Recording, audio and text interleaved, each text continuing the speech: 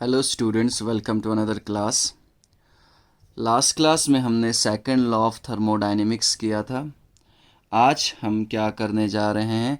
आज हम third law of thermodynamics शुरू करने जा रहे हैं। ठीक, जिसका जो हमारा पहला टॉपिक है वो है गिब्स फंक्शन, जिसको हम जी से रिप्रेजेंट करते हैं, या इसे हम कह सकते हैं गिब्स फ्री एनर्जी या गिब्स एनर्जी फंक्शन या सिर्फ फ्री एनर्जी। जो जनरली हम जो टर्म यूज़ करते हैं वो है गिव्स फ्री एनर्जी। ठीक, प्रीवियस क्लासेस में हमने कहा, ठीक है, कि जो रिएक्शन स्पॉन्टेनियस होगा कि नहीं होगा, यानी स्पॉन्टेनिटी ऑफ ए रिएक्शन, ठीक है, वो डिपेंड करेगा इंथैल्पी पे, ठीक है, जिसको हमने रिप्रेजेंट किया एच से, और किस पे? इंट्रोपी पे। यानी spontaneity of A reaction will depend on both enthalpy and entropy. ठीक है, यानी सिर्फ इंथैल्पी ये डिसाइड नहीं कर सकता कि कोई रिएक्शन स्पॉन्टेनियस होगा कि नहीं होगा, या सिर्फ इंट्रोपी का वैल्यू डिसाइड नहीं कर सकता कि कोई रिएक्शन स्पॉन्टेनियस होगा कि नहीं होगा। ठीक है, तो कौन करेगा डिसाइड? दोनों करेंगे। इंथैल्पी और इंट्रोपी दोनों का वैल्यू डिसाइड करता है कि whether a reaction is spontaneous और नॉट। अगर दोनों अगर डिसाइड करेंगे कि कोई रिएक्शन स्पॉन्टेनियस है कि नहीं है, तो हमें क्या करना पड़ेगा? इन दो टर्म्स को कंबाइन करना पड़ेगा। यानी हमारे पास ये प्रॉब्लम आ जाता है कि हम किस तरह से इंथैल्पी और एंट्रोपी को एक दूसरे के साथ क्या करें? कंबाइन करें। तो इस प्रॉब्लम को सॉल्व किया, हमारे पास एक साइंटिस्ट आए जिनका नाम था जे विलार्ड गिब्स। ठीक, तो जे विलार्ड गिब्स ने एक नया फंक्शन दिया जिसको हम बोलते हैं गिब्स फ्री एनर्जी। ठीक, जिसको हम रिप्रेजेंट करते हैं जी से। ठीक, तो हमारे पास प्रॉब्लम क्या था कि हम किस तरह से इंथैल्पी और इंट्रोपी को कंबाइन करें। क्यों कंबाइन करें? क्योंकि spontaneity of A reaction in दोनों के वैल्यू पे क्या कर रहा था? डिपेंड कर रहा था। ठीक, तो इन दोनों को कंबाइन किया पहली बार जे विलार्ड गिब्स ने, और उन्होंने एक नया फंक्शन दिया जिसको हम कहते हैं गिब्स फ्री एनर्जी। तो कैसे जे विलार्ड गिब्स ने इंथैल्पी और इंट्रोपी को कंबाइन किया? उन्होंने एक मैथमेटिकल क्या दी? इक्वेशन दी, जहाँ पे उन्होंने इंथैल्पी और इंट्रोपी को एक दूसरे के साथ क्या किया? कंबाइन किया। तो मैथमेटिकली जो गिव्स फ्री एनर्जी की जो फंक्शन होगा, नया फंक्शन होगा, वो किसके बराबर होगा? एच यानी enthalpy minus temperature, absolute temperature, into entropy. That means हमने किसको? इंथैल्पी और इंट्रोपी को कंबाइन किया। ठीक है, और उसको किसके बराबर कहा? एक नया फंक्शन इंट्रोड्यूस किया, गिव्स फ्री एनर्जी। तो गिव्स फ्री एनर्जी जी किसके बराबर होगा? Enthalpy minus absolute temperature into entropy. ठीक है, या हम कह सकते हैं चेंज इन गिव्स फ्री एनर्जी इक्वल टू, ठीक है, equal to change in enthalpy minus temperature into change in entropy. और इस इक्वेशन को हम कहते हैं, बहुत ही फेमस इक्वेशन है, गिब्स हेल्महोल्ट्ज़ इक्वेशन। ठीक, अब देखिए हमने कहा कि स्पॉन्टेनिटी किसी भी रिएक्शन का इंथैल्पी और इंट्रॉपी दोनों पे डिपेंड करेगा। तो इन दोनों को किसने कंबाइन किया? गिब्स ने। और वो ये दोनों का जो कॉम्बिनेशन है वो किसके बराबर है? वो बराबर है गिब्स फ्री एनर्जी के बराबर, या चेंज इन गिव्स फ्री एनर्जी के बराबर। दैट मीन्स हम ये कह सकते हैं स्पॉन्टेनिटी अगर ये इन दोनों पे डिपेंड करता है तो इन दोनों का कॉम्बिनेशन ही क्या है? गिव्स फ्री एनर्जी है। तो दैट मीन्स डेल्टा जी का वैल्यू ही डिसाइड करेगा कि whether a reaction is spontaneous और नॉट। समझ में आ रहा है मैं क्या कह रहा हूँ? मैंने ये स्टार्टिंग में कहा कि स्पॉन्टेनिटी का जो स्पॉन्टेनिटी होगा वो इंथैल्पी और एंट्रोपी के वैल्यू पे, दोनों के वैल्यू पे डिपेंड करेगा। अब दोनों का वैल्यू पे डिपेंड करेगा तो दोनों को कंबाइन करना पड़ेगा। जब हम दोनों को कंबाइन करते हैं तो वो किसके बराबर? हमने कहा एक नया फंक्शन है गिव्स फ्री एनर्जी। ठीक है, तो ये जो नया फंक्शन है वो इंथैल्पी और एंट्रोपी को कंबाइन कर रहा है, जो हमें बताएगा स्पॉन्टेनिटी के बारे में।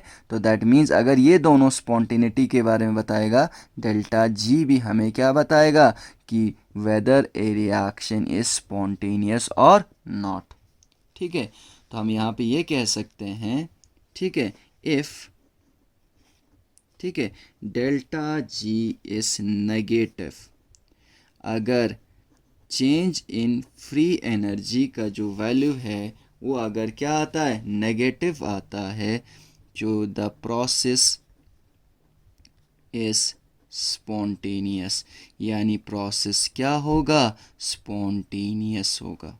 ये बहुत इम्पोर्टेंट लाइन है, इसको हमें याद रखना है, बहुत इम्पोर्टेंट है। ठीक है, अब दूसरा चीज़, डेल्टा जी का वैल्यू नेगेटिव भी हो सकता है और डेल्टा जी का वैल्यू क्या भी हो सकता है?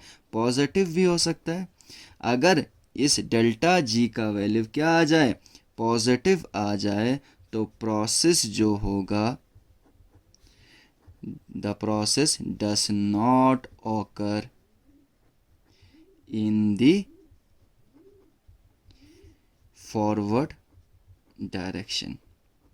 ठीक है, यानी फॉरवर्ड डायरेक्शन में, ठीक है, प्रोसेस जो होगा वो ऑकर नहीं होगा। दैट मीन्स फॉरवर्ड डायरेक्शन में ये जो प्रोसेस होगा वो नॉन स्पॉन्टेनियस होगा, नॉन स्पॉन्टेनियस होगा। ठीक है, अगर हम किसकी बात कर रहे हैं? एक रिवर्सिबल रिएक्शन की बात कर रहे हैं। अगर इरिवर्सिबल रिएक्शन है और डेल्टा जी का वैल्यू पॉजिटिव है तो पूरा रिएक्शन नॉन स्पॉन्टेनियस हो जाएगा। ठीक है, अब देखो तीसरा जो हो सकता है वो पॉसिबिलिटी ये है कि डेल्टा जी का वैल्यू क्या हो? ज़ीरो हो। अगर डेल्टा जी का वैल्यू ज़ीरो होगा तो वो सिस्टम जो होगा वो हमेशा किस में होगा? इक्विलिब्रियम में होगा। That means rate of forward direction and rate of backward direction is क्या? रेट ऑफ फॉरवर्ड और बैकवर्ड डायरेक्शन इज सेम। तो अगर सेम है, इक्विलिब्रियम रीच हो चुका है, तो वो मानो क्या है? वो रिएक्शन स्टॉप हो चुका है। तो इसलिए हम कहेंगे the process does not occur.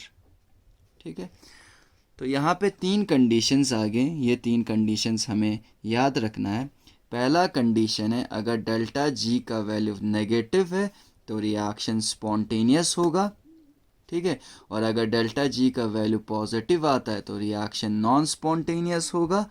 और अगर डेल्टा जी का वैल्यू ज़ीरो आता है, दैट मीन्स रिएक्शन ने या सिस्टम ने क्या अचीव कर लिया है? इक्विलिब्रियम अचीव कर लिया है। अब देखो, अब थोड़ा सा और डेरिवेशन करेंगे गिव्स फ्री एनर्जी का। According to first law of thermodynamics, first law of thermodynamics, तो थर्मोडायनेमिक्स के फर्स्ट लॉ का मैथमेटिकल इक्वेशन हमारे पास क्या था? चेंज इन इंटरनल एनर्जी किसके बराबर था? चेंज इन इंटरनल एनर्जी हमें बराबर था किसके बराबर? क्यू, हीट एक्सचेंज, और मैं माइनस डब्ल्यू यानी माइनस क्या लिख रहा हूँ? वर्क डन लिख रहा हूँ। तो नेगेटिव साइन जो यहाँ पे है वो क्या सिग्निफाई करता है? नेगेटिव साइन सिग्निफाई करता है कि वर्क क्या है? नेगेटिव साइन कब आता है? शाबाश, वर्क इज डन क्या? बाय द सिस्टम और on the system? Bye the system.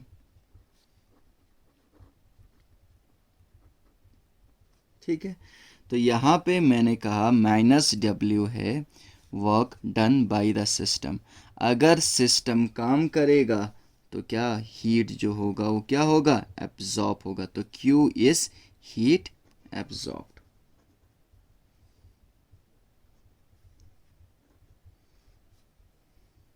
ठीक है, तो जो ये वर्क होगा, ये वर्क जो है टू टाइप्स का होगा।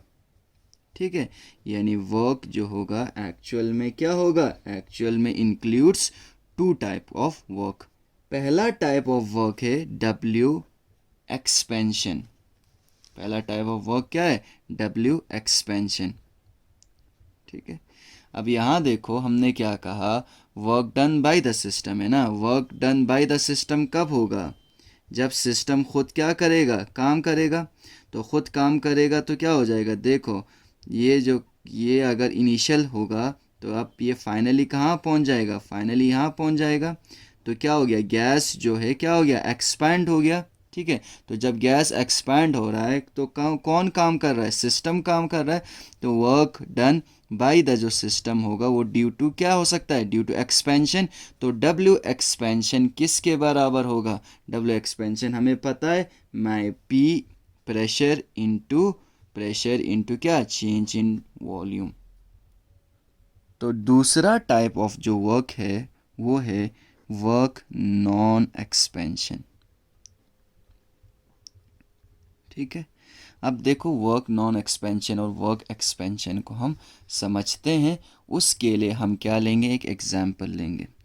एग्जाम्पल के लिए देखिए मैंने क्या किया।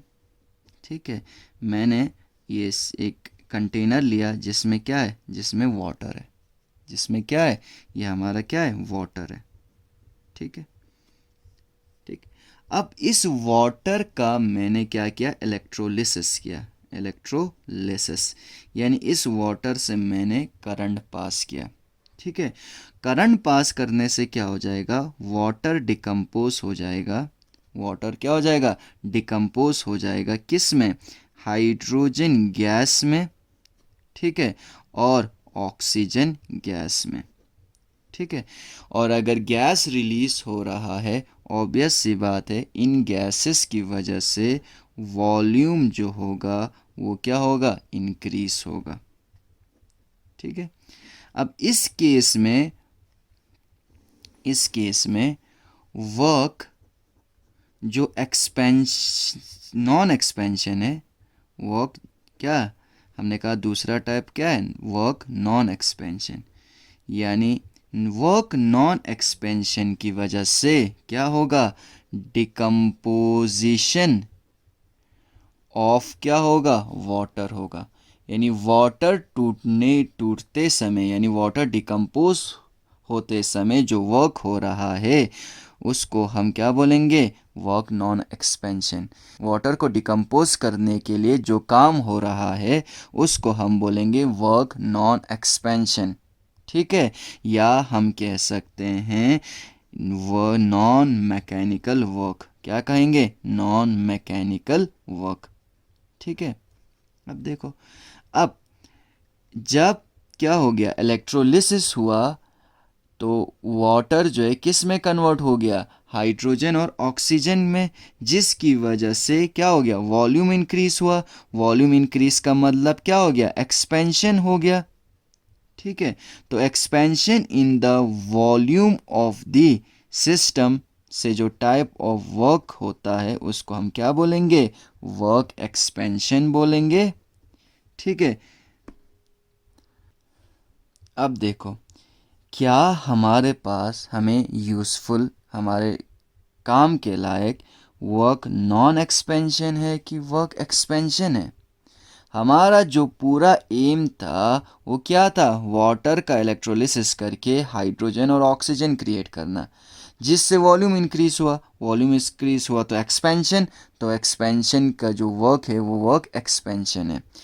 ये हमारे लिए इतना यूज़फुल नहीं है जितना यूज़फुल क्या होगा हमारे लिए? डिकम्पोजिशन ऑफ वाटर, यानी वाटर का टूटना। और वाटर का टूटने के लिए जो वर्क हम कर रहे हैं उसको हमने क्या कहा? Work non expansion. इसलिए वर्क नॉन एक्सपेंशन को हम यूज़फुल वर्क भी कहते हैं। ठीक है, दैट मीन्स अगर हम यहाँ पे फिर से वापस जाएं तो चेंज इन इंटरनल एनर्जी बराबर होगा किसके? हीट एब्जॉर्ब के माइनस वर्क। अब दो टाइप का हो गया।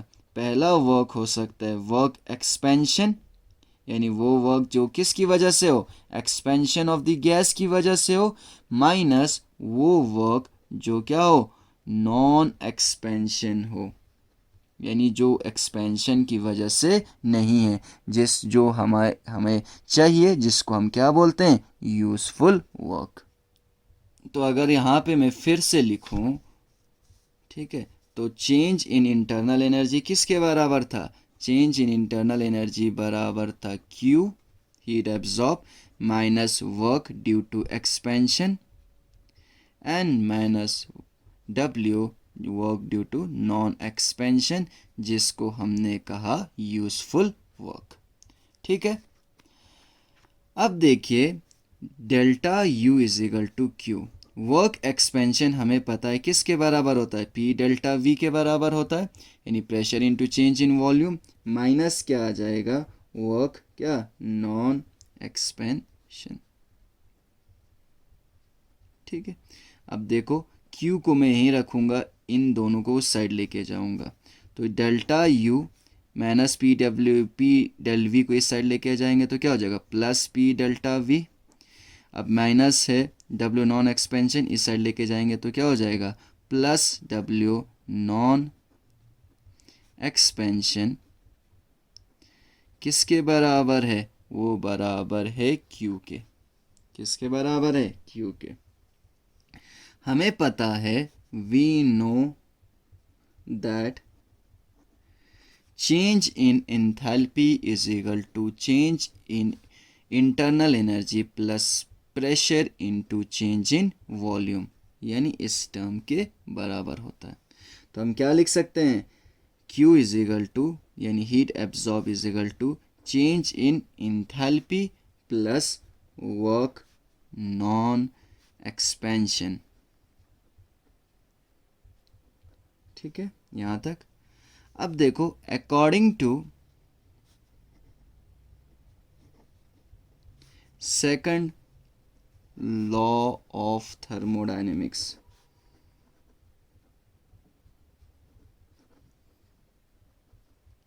ठीक है, according to second law of thermodynamics, ठीक, for a reversible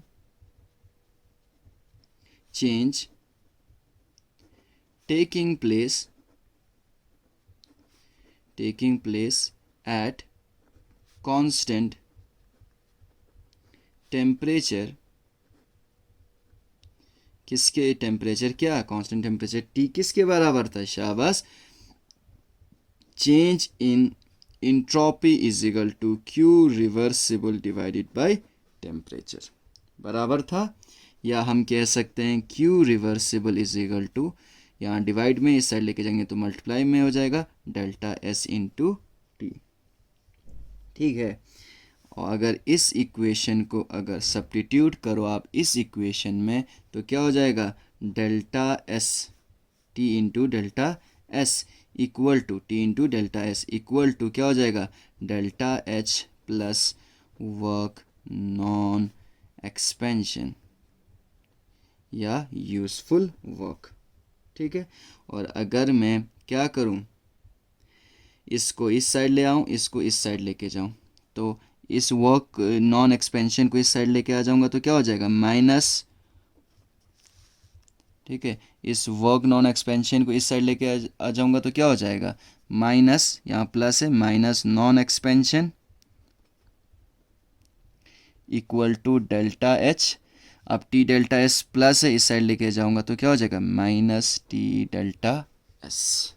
that means minus work non expansion यानी माइनस यूजफुल वर्क किसके बराबर हो जाएगा डेल्टा जी के, क्योंकि डेल्टा जी किसके बराबर था delta H minus T delta S के, ठीक है। या हम कह सकते हैं माइनस माइनस क्या चेंज इन गिव्स free energy equal to work non expansion, ठीक है, जिसको हम बोलते हैं वर्क, कौन सा वर्क यूजफुल वर्क।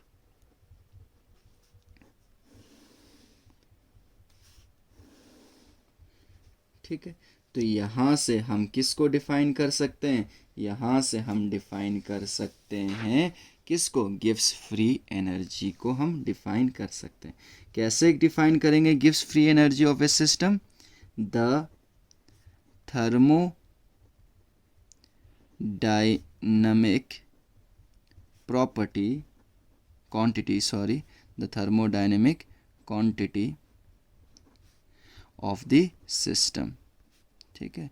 यानी गिव्स फ्री एनर्जी वो thermodynamic property of the system है, ठीक है, जो हमें क्या देगा द डिक्रीज, माइनस का मतलब डिक्रीज है ना, द डिक्रीज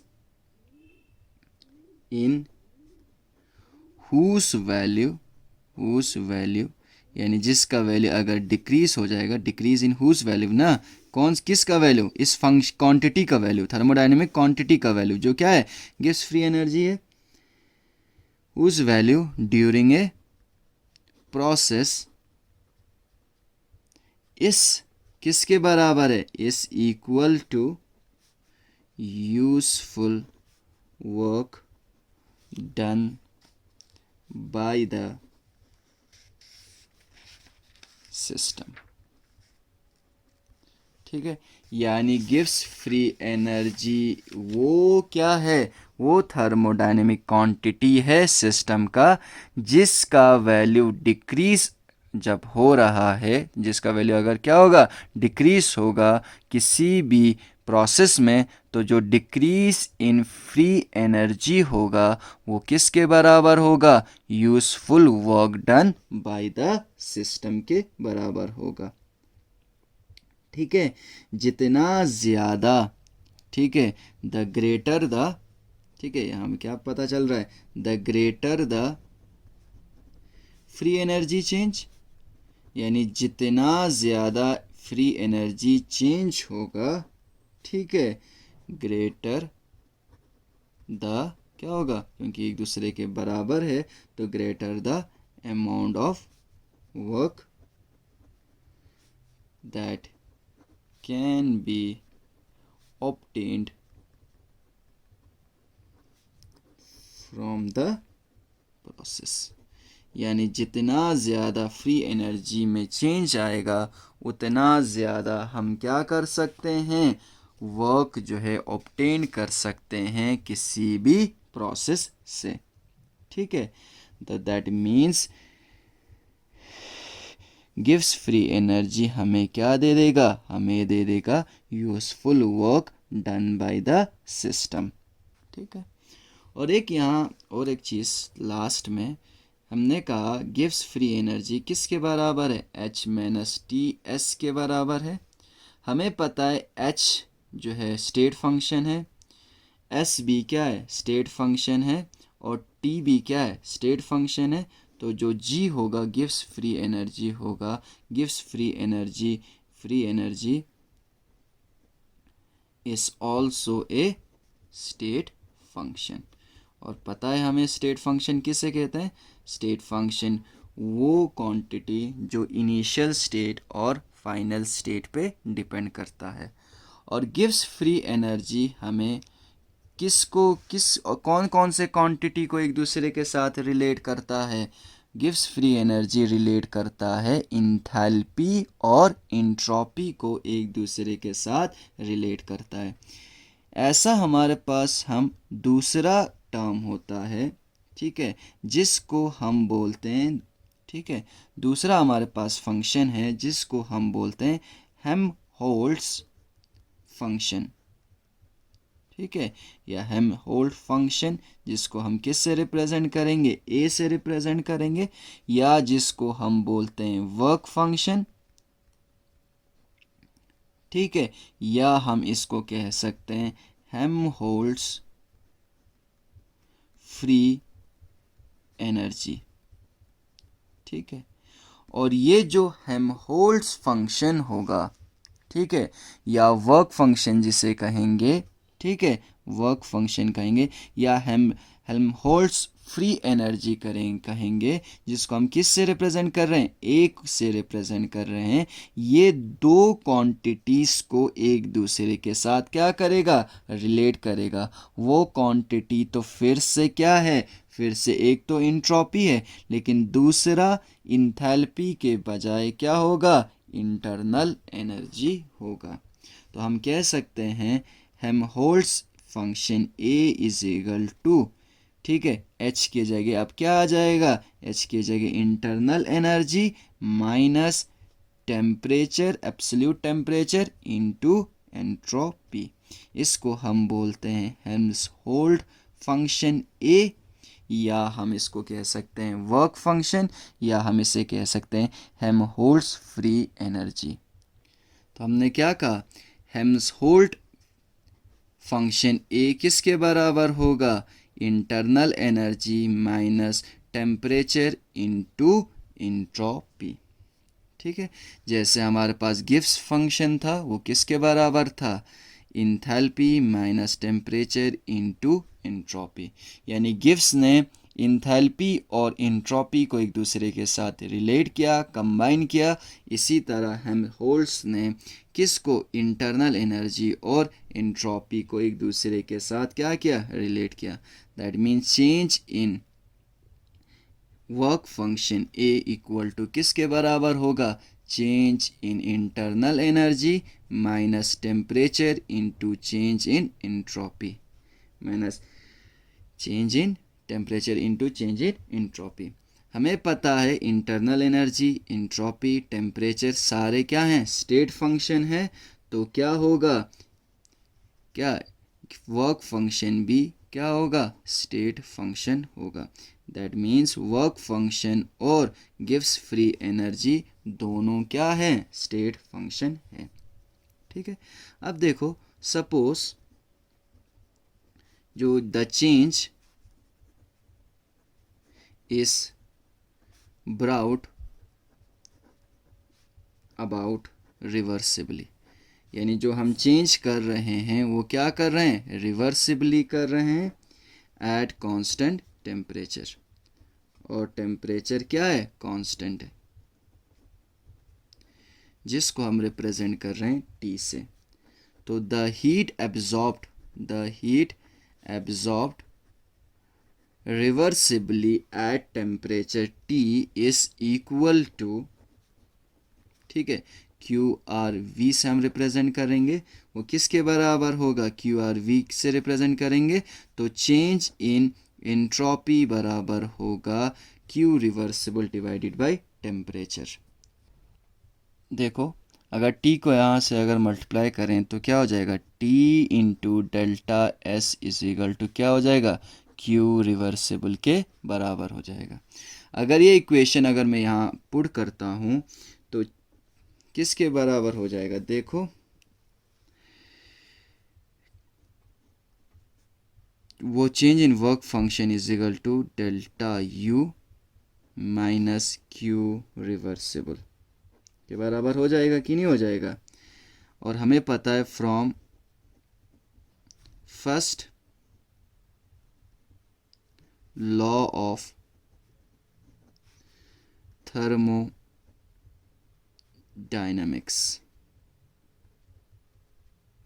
ठीक है, from first law of thermodynamics we know that change in internal energy is equal to heat exchange plus work। ठीक है, देखो वर्क जो है, वर्क रिवर्सिबल किसके बराबर हो जाएगा, क्यू को इस साइड लेके जाएंगे तो क्या हो जाएगा, delta U change in internal energy minus heat, जो क्या होगा रिवर्सिबली क्या होगा एब्जॉर्ब होगा। ठीक, अब हम देखो अगर if work is done by the system, अगर सिस्टम जो है क्या कर रहा है, काम कर रहा है, तो उस वर्क का जो वैल्यू होगा क्या होगा, नेगेटिव होगा। सो दैट माइनस डब्ल्यू, ठीक है, रिवर्सिबल इज इक्वल टू क्या होगा, इक्वल टू होगा change in internal energy minus Q reversible. तो ये रिलेशनशिप, और इस रिलेशनशिप में देखो सिमिलैरिटी क्या है।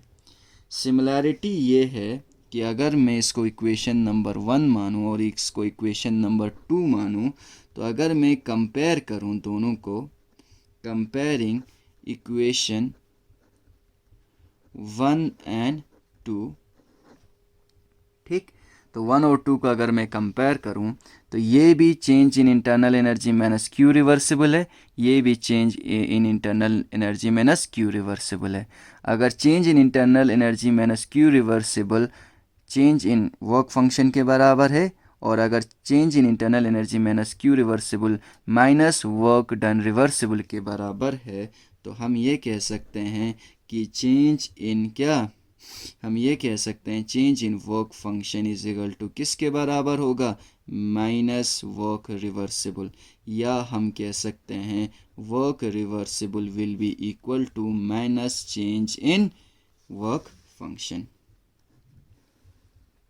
ठीक है, ठीक, since the process is carried out reversibly, क्योंकि हमने जो ये पूरा प्रोसेस किया है वो क्या किया है, रिवर्सिबल किया है, तो जो ये W होगा वो रिप्रेजेंट करेगा किसको, रिप्रेजेंट द मैक्सिमम वर्क को, कितना मैक्सिमम वर्क हो सकता है। और गिव्स फ्री एनर्जी के केस में जो वर्क रिप्रेजेंट किससे कर रहा था, जो यूज़फुल वर्क था। ठीक है, कितना यूज़फुल वर्क हो सकता है जो हमारे लिए यूज़फुल होगा। यहाँ वर्क रिप्रेजेंट कर रहा है कितना मैक्सिमम वर्क हो सकता है। तो हम कह सकते हैं डिक्रीज इन द, ठीक है, वर्क फंक्शन ए, ठीक है, ये है जिसको हमने क्या किया, माइनस डेल्टा ए, ठीक है, वो हमें क्या देगा, गिव्स द, ठीक है, मैक्सिमम वर्क, ये हमें क्या देगा, maximum work that can be done by the system during the given change. देखो दस जो डिक्रीज इन क्या वर्क फंक्शन ए होगा वो हमें देगा जो क्या मैक्सिमम वर्क क्या हो सकता है, होगा, वर्क डन होगा किसी भी प्रोसेस में ड्यूरिंग ए गिवन चेंज। और गिव्स फ्री एनर्जी के केस में जो वर्क था वो क्या था, वो था यूज़फुल वर्क जो कि हो सकता है, जो सिस्टम कर सकता है ड्यूरिंग ए गिवन चेंज। तो दोनों वर्क में क्या आ गया, एक फ़र्क आ गया ना, ये वर्क आ गया मैक्सिमम वर्क, और गिव्स फ्री एनर्जी के केस में जो वर्क आया था वो क्या था, वो था यूज़फुल वर्क। ठीक है, that's all for today's class. Thank you very much, see you in next class.